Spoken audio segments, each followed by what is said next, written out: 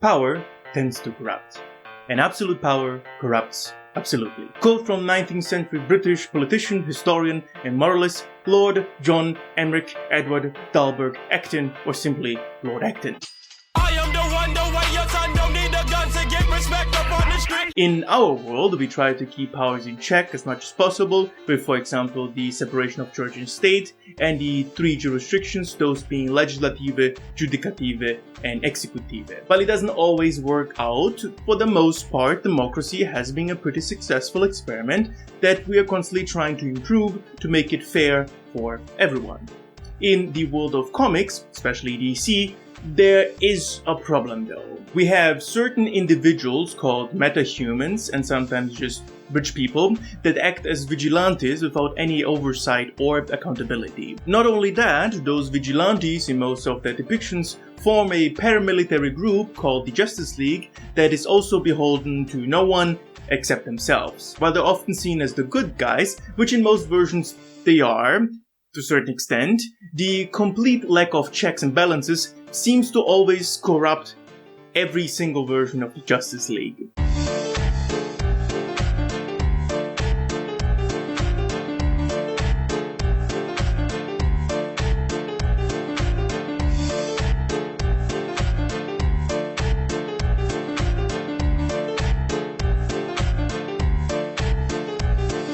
In this video, I'm going to talk mostly about the corruption in the Justice League animated movies, except for a few outside references, but a lot of what you can find in the movies you will find in the comics as well. I'm using the word corruption here, both in the moral sense and the legal sense. It will be incredibly difficult to distinguish what version of the word I'm using, because morality tends to align with laws, but I will try my best to avoid the conflict by just talking about what the problem is. So, to show you how corruption takes place in every single version of the Justice League, we're going to start with the minor offenses and slowly move up the ladder with increasingly more systematic corruption the further we go, starting off with nepotism. What? We got him, didn't we?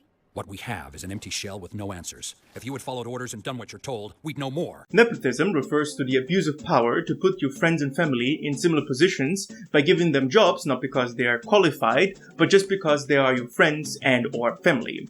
In the Justice League, Batman is the best example of this. The movie, Justice League vs. Teen Titans, shows us that he once had a sidekick named Robin that eventually turned to Nightwing, and currently he has his biological teenage son, Damian Wayne, acting as the new Robin. Why Damian Wayne is even allowed on the field without a major psych evaluation is beyond me, because he was brought up by Ra's al Ghul, and it's pretty obvious that he still has deeply seated ideologies that involve the genocide of a big population on Earth. Technically speaking, Ra's al Ghul, also known as the Demon's Hand, is an eco-terrorist, but confusing him with a mustached Austrian guy would not be far away. If Damian Wayne went through a hiring and vetting process, he would not be accepted in the League because for him, killing is a viable alternative to solve problems.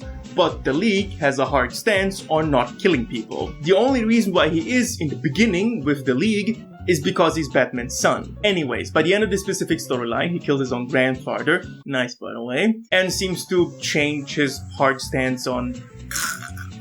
Still, maybe not the best choice to literally send that ideologically corrupted teenager into battle. This is by far not the only example though, because in Justice League Dark, we are introduced to Constantine. He is a wielder of the dark magic arts and British.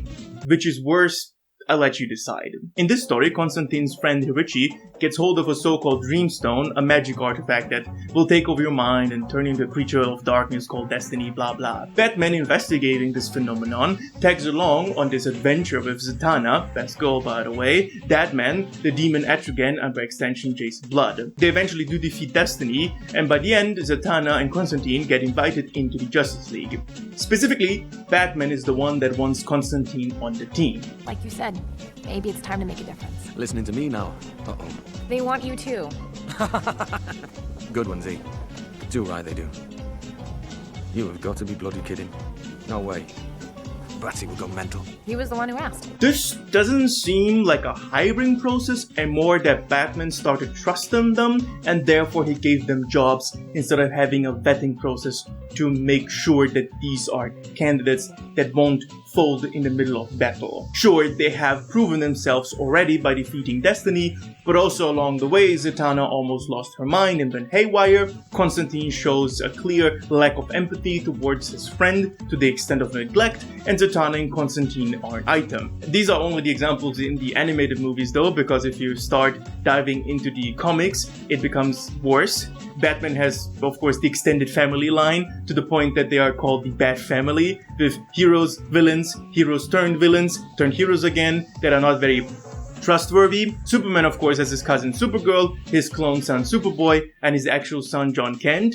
Wonder Woman has Wonder Girl, which is also an Amazon that follows in the other footsteps. None of these characters have gone through any vetting or hiring process, and as a result, some of them have caused major damage to the League itself and others. For example, Superboy was a result of Lex Luthor cloning Superman and was used by him to hurt the Teen Titans. Batman, for some reason, accepts the Red Hood into the Bat Family, revived Jason Todd, who was his former Robin, and definitely kills people, which goes completely against Batman's morals. Wonder Girl, similar to Wonder Woman, was brought up by the Amazons, hence she has a sense of morality shaped by war and sexism.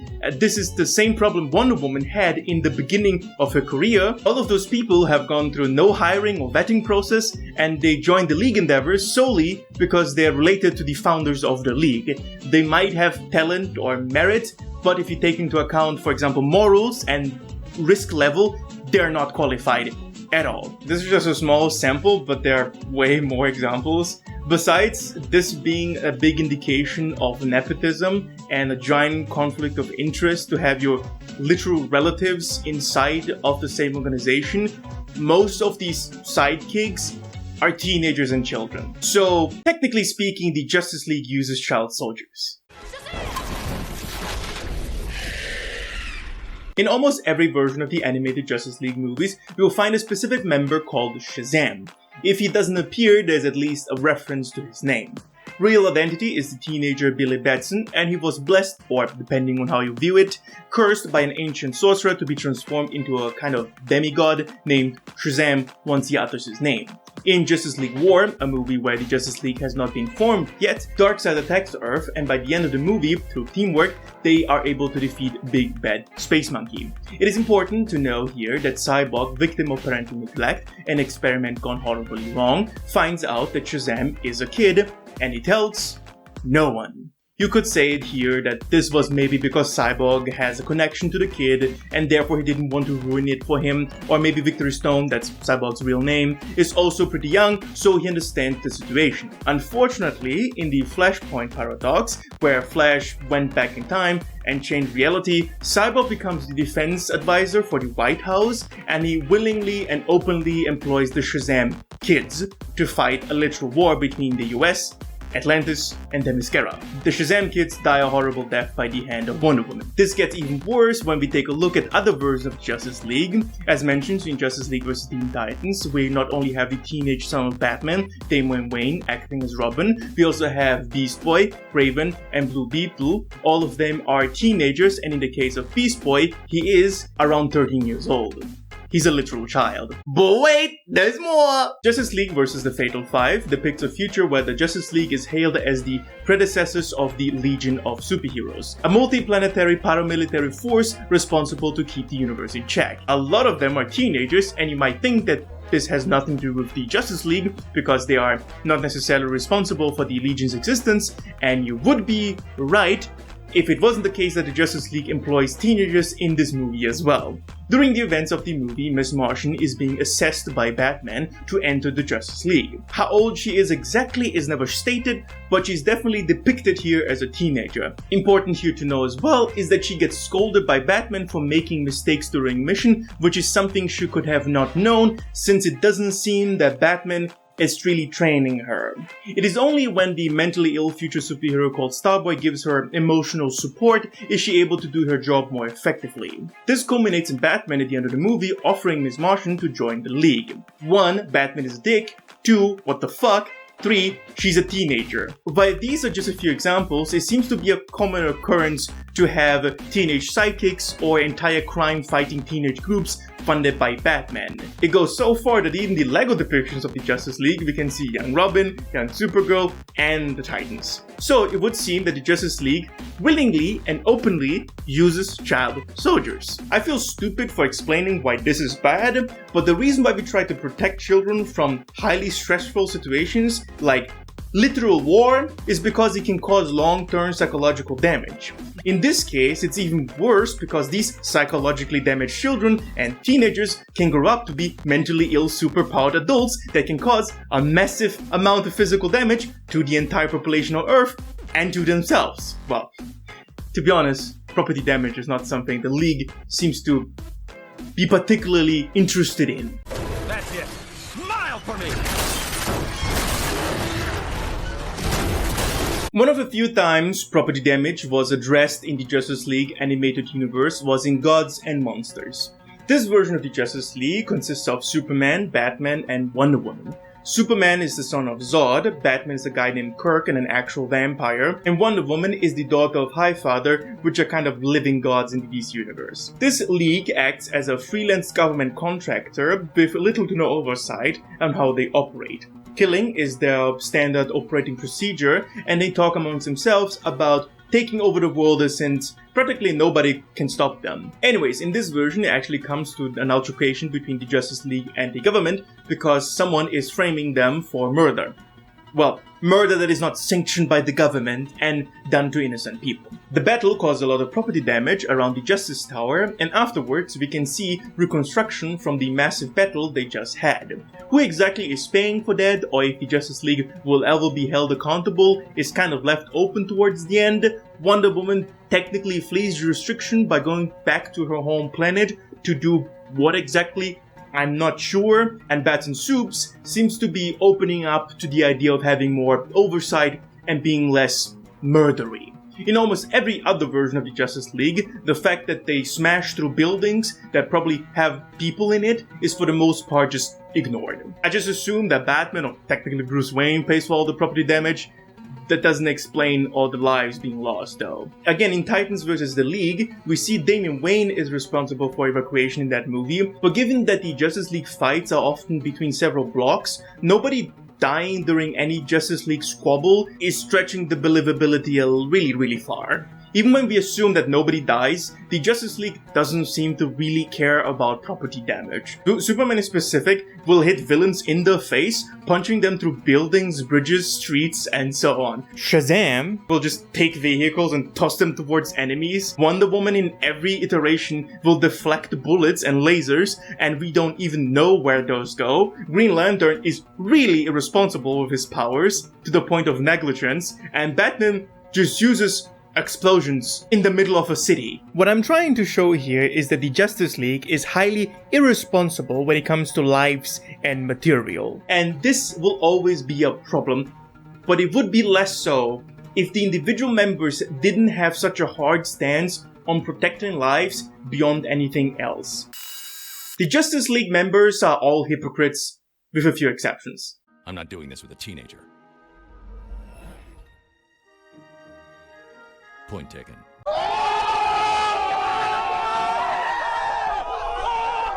I think the best example of hypocrisy is of course Batman. Since we have actually three great different examples of bats, I think contrasting and comparing them will make it clear how hypocritical Batman is. I already mentioned Kirk, the vampire Batman, but then there's also Lord Batman from the Justice Lords, and finally, Owlman. Kirk follows the same moral paradigm as our most common depictions of Batman, but he takes it to its logical conclusion and accepts that killing should be an option as long as the victims are criminals. Batman kind of already serves as the extension of the police force in Gotham, being close to an authoritarian on how he enforces laws with massive amount of violence, but he thinks that killing should never be an option, though that is not actually true, but we'll see why later. Lord Batman hails from a world where the Justice League is called the Justice Lords after Lex Luthor goes overboard, being elected as the President of the United States and attempting something. Superman finally snaps, and instead of killing Lex, he lobotomizes him. This is a logical conclusion to Soups and Bats' ideologies. They are neutralizing targets without killing them. Of course, they're taking away their wills and desires, but at least now these super criminals are not murdering innocent people. Batman himself is even defeated in an argument with himself. You grabbed power, and with that power, we've made a world where no 8-year-old boy will ever lose his parents because of some punk with a gun.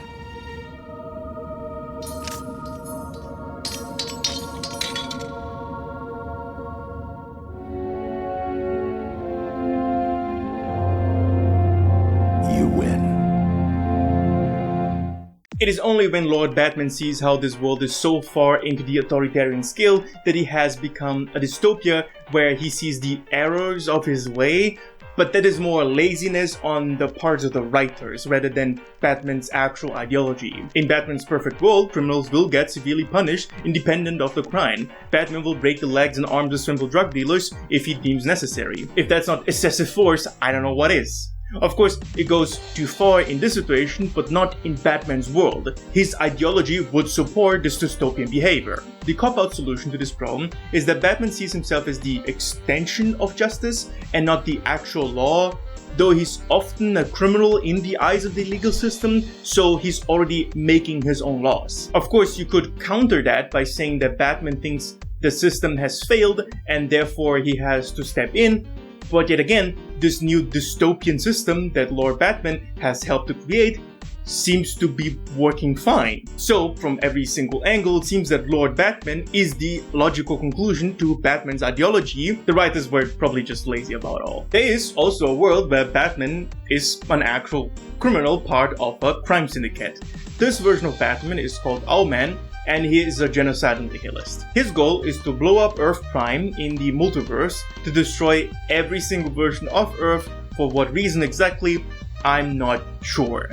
It is hinted that his PTSD caused him to lose all hope in humanity, but we have nothing more. More importantly, Batman in this version of the story has no problem with sacrificing and even killing people. Owlman, by the end of the movie, has found Earth Prime, has a bomb that can destroy the planet, and has escaped the crime syndicate and the League. Batman comes up with a plan, but a speedster is required for that. He tells Flash that he's not fast enough, prompting Johnny Quick, that's the crime syndicate Flash, to take over the task of powering the tool responsible for interdimensional travel. There's no way the bomb can be disarmed, and so Batman finds another planet, which he sends the bomb off, with Owlman killing the world and Owlman as well. Knowing what we know, Batman just doomed an entire planet that might or might not be populated, as well as an entire sector of the multiverse to vanish from existence, and he in the process killed Owlman, though that was mostly Owlman's choice. The actual insane part about this is that when Batman comes back, it turns out that Johnny Quick will die from exhaustion. Something Batman knew all along, he just chose to sacrifice Johnny Quick instead of the Flash. This behavior is still in line with Batman's ideology of serving justice to criminals, but it does go against the no-killing rule. In this case, Batman didn't only kill criminals, he also doomed several innocent millions or billions and trillions and even more people to non-existence. It is interesting that the only consistent versions of Batman are most of the time the ones that are seen as evil. Lord Batman is the logical conclusion to Batman's crusade, and he's entirely consistent. Vampire Batman has kept it consistent by only harming or killing criminals. Flashpoint Batman just straight out uses guns to deal justice, and Owlman doesn't have a problem with killing or using people at all, so it's not a surprise that he wants to destroy reality. Most depictions of Batman, though, have the unbreaking rule of not killing and saving everyone, including criminals, but his behavior always contradicts it in almost every version. In the Justice League Dark World line, for example, Batman has no problem with Richie being dragged into hell, even though the Dreamstone influenced him to do things, and it wasn't Richie's entire fault. He also is fine with just raiding an innocent sorcerer without any hard evidence, which is highly questionable. The killing of Darkseid is not even questioned, and it seems that doesn't even think about a way to save Cyborg from impending doom. And since we're talking about the Dark storyline, we cannot forget how at the end of the Apocalypse War, Flash goes back in time again to give them a fighting chance, and with that, we need to talk about the increasing amount of abuses of power. I'm right here!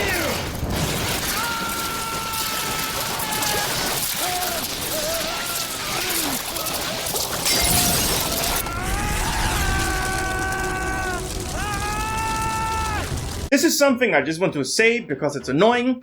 Flash is an idiot in every single version of the Justice League. He will constantly run up to someone, stop, talk, and then suffer the consequences. In Doom Protocol, he is unable to subdue a normal person with a gun, even though he has super speed to the point that he can phase through walls. In Flashpoint Paradox, he gets hit by a normal slow-traveling ice gun, and in Crisis on Two Earths, he just stands and waits until he gets hypnotized. I just wanted to get this off my chest, and it's probably more of a writer's problem. Writers constantly forget and remember that this is the fastest man alive.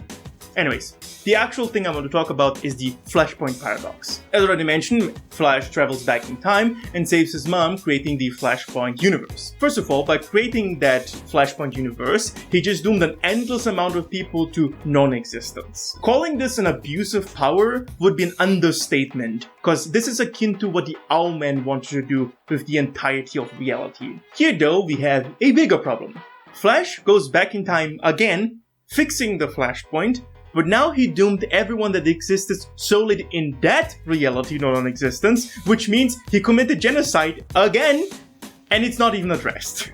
Finally, in Justice League Dark, after they kill Darkseid and everyone is broken and traumatized, he creates another Flashpoint by going back in time again. The thing is, I'm not even sure if he's aware of what he's doing, or if the writers are aware of what they're doing. Flash is not the only power abuser though. Wonder Woman has an interesting set of powers that is also highly inconsistent, but in most iterations she has one magical item called the Lasso of Truth. It compels people to tell the truth, even the truth they are not aware of. It is a very effective tool to extract information from people without harming them, or so you would think. In Flashpoint Paradox, Queen Diana captures a soldier and refuses to answer her question even after being compelled by the lasso. It seems that the lasso attacks his psyche to the point that it's breaking his mind. This shows that the lasso is violently forcing its victim to speak the truth, which is a form of torture. This could be excused to a certain extent, since most of the time the Justice League is fighting criminals, and the League, specifically Batman, does far worse to criminals, but we criticize our governments for doing the exact same thing to terrorists. Rightfully so, because if you torturing a person that you think is a terrorist, you might actually be torturing a civilian. This also happens with Wonder Woman. Justice League War depicts a Wonder Woman that just recently came to the land of man. Understandably, people are afraid of the tall, sword-wielding, superhuman, muscular, beautiful woman. And so they protest her, of course. Wonder Woman doesn't fully grasp that concept and lassos a civilian, compelling him to tell the truth, which he does. And that's what we call assault. Again, this version of Wonder Woman is a bit more aggressive and not accustomed to human society, but the fact that we know that the lasso causes mental damage and she's willing to use the lasso on everyone should be enough to show you how abusive this specific power can and eventually will get. Probably worst abuse of power, Superman of course, and all the different evil versions of him show how little he needs to corrupt Superman, but even the good versions of him are highly questionable. For example, in Doom Protocol, Superman fights two sentient robots, one called Ace, member of the Royal Flush Gang, and another called Metallo, and he kills them both, without even having any remorse. And nobody questions it. Apocalypse War depicts a Superman that is hell-bent on killing Darkseid to the point that he is willing to sacrifice every Justice League member in a literal war. This version of Superman also seems to have some underlying anger issues or PTSD since he was almost killed by Doomsday. There are of course all the evil versions of Superman, and except for Ultraman, they are not far from the mainline version. Lord Superman, as already mentioned, lobotomizes supervillains. It gets the job done, it is highly invasive, but it doesn't kill anyone. Gods and Monsters Superman just straight up kills villains and criminals, something that has a 20% approval rate amongst the worldwide population. The Justice Frontiers shows a Superman that has no problem in flexing his power to command respect, and Justice League vs. Teen Titans proves how dangerous Superman actually is, because someone just needs to control him and the Earth is in big doo-doo. It is funny though, that one of the few versions that asks about accountability and oversight is the Lego depiction of the Justice League. What do you say to your critics who claim the Justice League has too much power and no oversight? No matter which version we're looking at, one thing is consistent throughout every single version of them. They're all breaking the law. All the time. Are you questioning my authority, Lieutenant? I always ask myself why these so-called heroes wear masks or have hidden identities, and the assumption is that they want to protect their loved ones. In the case of Batman, it doesn't matter because his parents are dead and he has no friends. Wonder Woman hails from a place called Themyscira that is accessible to no one, so again, it doesn't matter. Superman is often paired with Lois Lane, who is in constant danger because she's an investigative journalist and also stupid. She will probably be dead without Superman, so he is not really protecting her. His dad in most versions is dead, but his mom was alive, so I guess he's trying to protect her. Flash is the fastest man alive, and his wife should never ever be in danger, though the writers will surely find a way how to idiotically make it happen. Here's the thing though, if they wanted their loved ones to be protected, what they should do is have no secret identity and put everyone they love in the Tower of Justice or a highly protected compound on Earth. If they can build a giant satellite in space, they can build a secure facility on Earth. The real reason why they have a secret identity is not because they want to protect their loved ones, it's because they don't want to be held accountable. They're all technically acting outside of the law, and they all know that. Without an identity, you cannot sue them, they cannot be fired, they cannot be questioned in any way, shape, or form, and nothing happens to them if they royally fuck up. Like, for example, I don't know, starting a war that they lose that dooms the entire fucking planet. For all the grandstanding the League does, they are, at the end of the day, just criminals, but on top of being criminals, they think they're actually doing the right thing. Lex Luthor, for example, also thinks he's doing the right thing, but he knows he's a criminal. He has no delusion of being a hero to the point that he, in some versions, founded the Legion of Doom, a literal self-proclaimed group of super criminals. Unlike the heroes, at least he's honest about all of it. The enforcement and disregarding of laws when it comes to the Justice League is very weird. They are a privately funded paramilitary group, enforcing mostly American laws all over the Earth and the wider universe. None of the members have been given any authority of any kind to do the things they do in America or any other country for that matter, and yet they do. So, to understand how bad this really is, I need to explain how our system kinda works. We live in a representative democracy. We elect as a society a group or parties that will do what the majority wants, most of the time. Those representatives then make or technically suggest laws. Those laws are then checked by judges, and if it doesn't go against the constitution, it is solidified. Some of those laws need to be enforced, and so we have, for example, the police force, but also several other institutions with their respective jurisdictions. In a very simplified manner, this is legislative, judicative, executive. It goes without saying that this is not a perfect system, and it clearly needs improvements.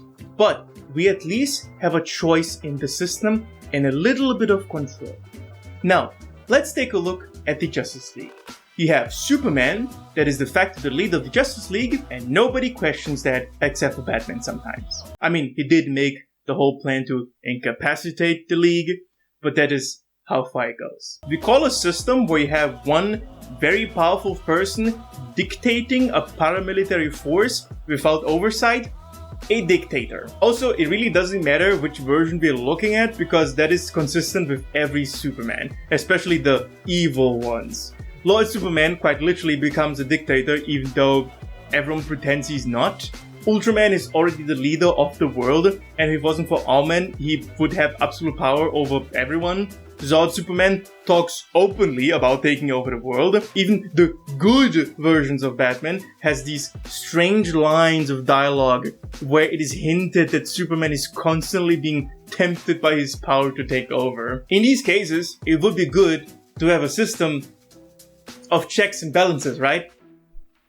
I wonder why we have that. You probably noticed that I danced around the topic of mental illness until now, just throwing a few references here and there, but pretty much every Justice League member has a galactic-sized mental health issue and they should not be involved in any crime fighting at all.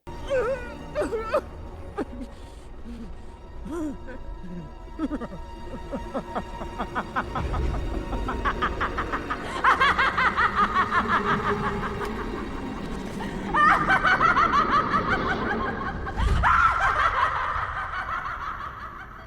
most common mental health issue in all versions of the League is PTSD. I think at this point it's almost superfluous to mention that Batman has PTSD, but I think witnessing your parents die in front of your eyes will cause everyone to have a bit of a break. We even see that in the Flashpoint paradox, where Flash travels back in time to save his mom, which caused reality to change, that it doesn't really matter who dies in the Wayne family, they will all follow a violent path. In this particular version, Bruce Wayne dies, and Thomas Wayne becomes the Bat, and Martha Wayne becomes the Joker.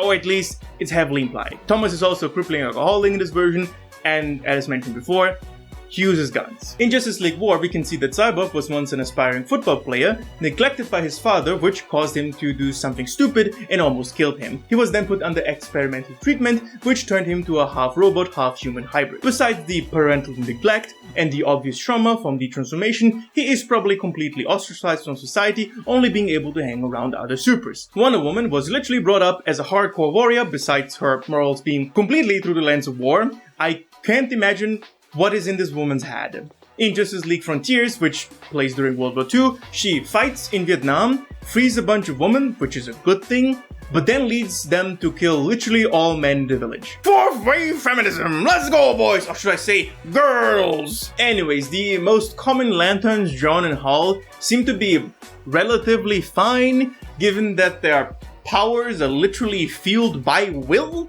You would expect them to have the most healthy mind, but that doesn't seem to be the case for Hal.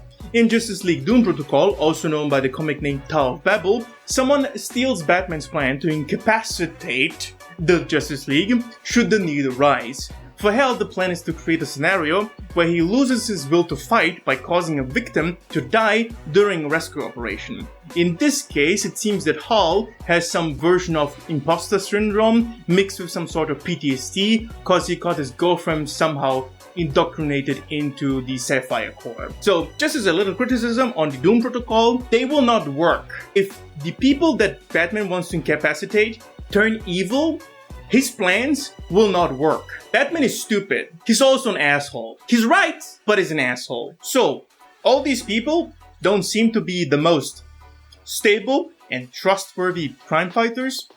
I already talked about the mentally ill future superhero Starboy. He seems to be afflicted by some sort of dementia or schizophrenia. He needs regular injections that somehow dampen the effect of the illness. This person should not be fighting anything, anywhere.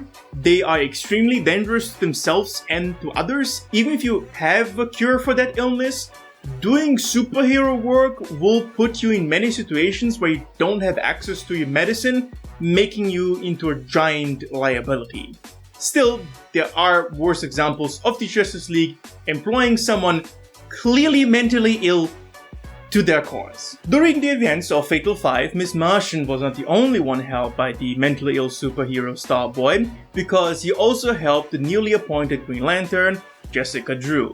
Cool name, by the way. A little bit of backstory. When Jessica Drew was around her 20s, she and her friends stumbled upon a murder in the middle of a forest. Jessica's friends were unalived, and she barely survived the encounter. Sometime after that, she was appointed by the Corps as the new Green Lantern. The reasoning being that her willpower is so strong that she can overcome her PTSD she got from the horrific event. Clearly, she has not, because it seems to still haunt her, and when Jessica Drew ignores the calls from the Justice League, Wonder Woman, to help her, attacks her in broad daylight. Let's just forget that this is assault for a minute. Jessica Drew needs professional help from psychologists just to live.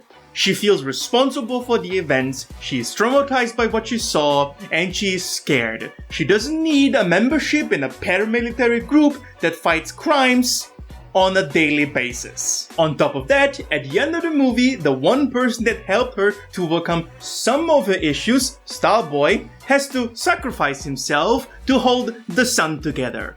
I sure do hope she gets further psychological help, because this is for sure going to cause more mental health issues. So, understandably, a lot of the Justice League members have mental health issues, specifically PTSD. because that comes with the job. You're fighting often intergalactic mass murderers, and so your companions that are often your friends, family members, or partners will die. There is one person though that makes this so much worse, and that's Raven. Technically speaking, Raven is not the member of the Justice League, but the Titans. In other depictions, she joins the League, and in Teen Titans with the Justice League, we can assume that Batman uses the Titans as kind of a proving ground for Justice League members, so she is Justice League adjacent. Raven is quite literally the offspring of what you would call the devil and a human. In the hopes of meeting her biological dad, she goes to hell, but then he tries to use her as a conduit to roam free on Earth.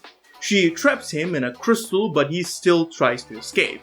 By the end of the movie, the League and the Titans defeat the devil, and he's trapped once more in a crystal that from then on is lodged onto Raven's forehead. This crystal is whispering to her every single day, every single hour, every single living moment of her life that her devil dad, will kill every person she loves slowly and painfully. This is pretty much schizophrenia, but your demons are real, they are your dad, and they will literally destroy all of existence if they ever get free. Raven should not be fighting any crimes or trying to defeat intergalactic mass murderers. All the League's resources should be focused on trying to trap the demon in an appropriate prison that won't traumatize a teenage girl. And people wonder why I don't trust any superhero as far as I can throw them. I have been giving some thought to politics. The major problem with the League is that they are a privately funded paramilitary group of superpowered individuals without any oversight or accountability. They are constantly breaking the law by just being vigilantes, but also trying to enforce the law somehow. Most of them suffer from some sort of mental health issue, often PTSD. The organization is rampant with nepotism, and also the League quite literally employs child soldiers to fight crimes and intergalactic mass murderers. Calling the League irresponsible or careless would be an understatement. This group of superpowered individuals are nothing more than super criminals disguised as the good guys. Given the opportunity, they will eventually turn on us and abuse their power even more than they already do. And with that, I hope you enjoyed this video. Subscribe, what else? Take care of yourselves and have a nice, wonderful day.